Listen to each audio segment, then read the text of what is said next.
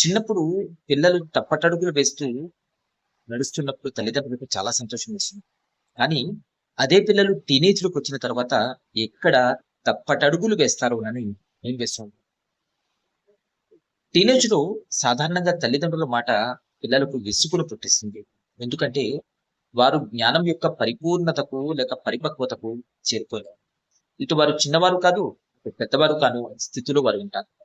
ఈ సమయంలో టీనేజ్ పిల్లలు ఎక్కువగా తల్లిదండ్రుల మాట కంటే స్నేహితుల మాటకు ఎక్కువగా ప్రాధాన్యం ఇస్తారు.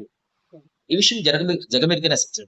కాబట్టి మనం మాటి మాటికి పిల్లలకు ఆర్డర్స్ ఇచ్చే కంటే పిల్లల యొక్క స్నేహితులెవరో ఓ గంట కనిపెడుతూ ఉంటారు. ఒకవేళ పిల్లవాడి యొక్క స్నేహితుడు మంచివాడైతే అతన్ని చదువు వైపునకు, నైతికత వైపునకు, మంచి మార్గం వైపునకు, దైవభీతి వైపునకు నడిపిస్తాడు.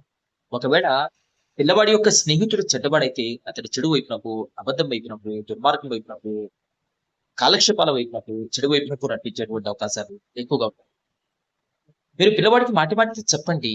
మంచిగా హితబోధ చేసి ఉండండి. ఏమనంటే, ఒక మంచి పండు ఒకవేళ చెడ్డ పండు ప్రక్కన ఉన్నట్లయితే, ఒక కుళ్ళిపోయిన పండు పక్కన ఒక మంచి పండును పెట్టినట్లయితే మెల్లిగా మంచి పండు కూడా పడవడం ప్రారంభమవుతుంది. కాబట్టి మనం మంచి పండ్లతో పెడతాము. చెడు పండ్లను ఏ విధంగానైతే దూరంగా పెడతామో, సరిగ్గా అదే విధంగా నిన్ను అల్లాహ్ వైపునకు, అల్లాహ్ యొక్క ధ్యానం వైపునకు, జ్ఞానం వైపునకు, చదువు వైపునకు, నీతి వైపునకు, దైవ భీతి వైపునకు, మంచి ఆలోచన వైపున నడిపించేటువంటి స్నేహితులతో నీవు నడుస్తూ ఉంటే, నీవు ఆ మంచి పండును పోలి ఉంటావు. ఏ మంచి పండైతే తన తోటి మంచి పంటతో కలిసి ఉందో, తద్వారాగా అది ఎక్కువ కాలంగా జీవించగలుగుతుంది, మంచిగా జీవించగలుగుతుంది, ప్రజలకు మంచిని చేయగలుగుతుంది.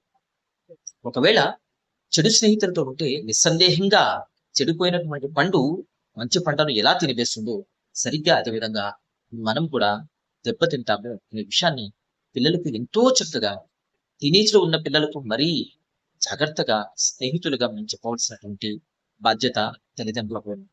తల్లిదండ్రులు ఈ సమయంలో నిశ్శబ్దంగా ఉన్న ప్రమాదమే, కోపగించుకున్న ప్రమాదమే.